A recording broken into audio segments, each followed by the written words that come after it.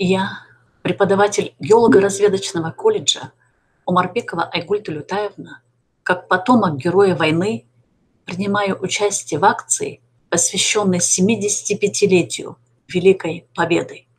Мой отец Рахимбаев Толютай Рахимбаевич, участник Великой Отечественной войны, воевал в 407-м стрелковом полку 108-й стрелковой дивизии 28-й армии 2-го Белорусского фронта.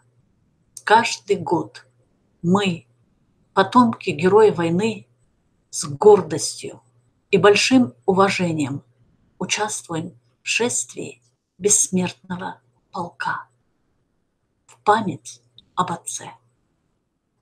Мы, потомки Рахимбаева Толютая Рахимбаевича, благодарим коллектив телеканала ТВК-6, организующий акцию «Бессмертный полк» в нашем городе с 2014 года.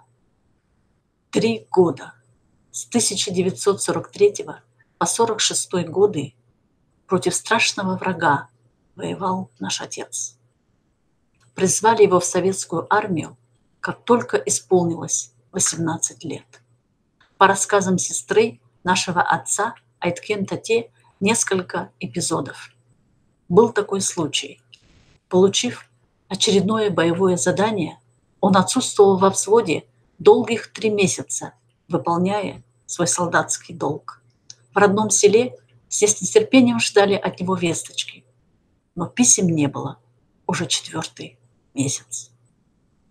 Руководством отделения было принято решение отправить похоронку домой.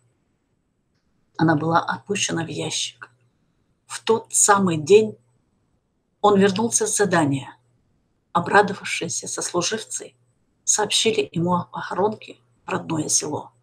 Попросив разрешения, он разбил ящик у всех на виду, после чего сказал командиру: «У меня пожилые родители.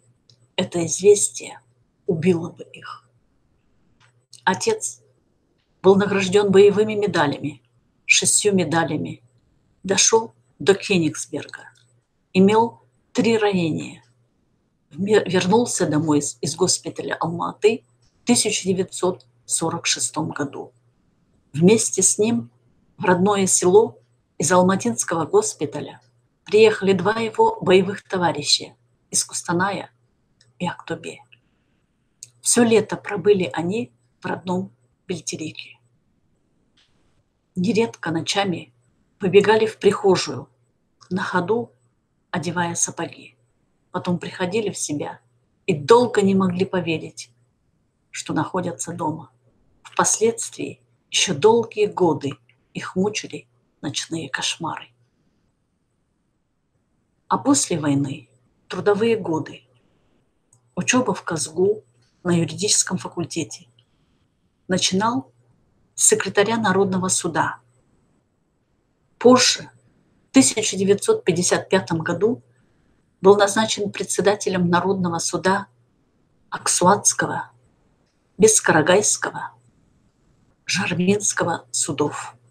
34 года трудового стажа. Он остался верен своей избранной профессии. С мамой подняли 7 детей, дали воспитание и образование. Ушел из жизни наш отец в возрасте 59 лет.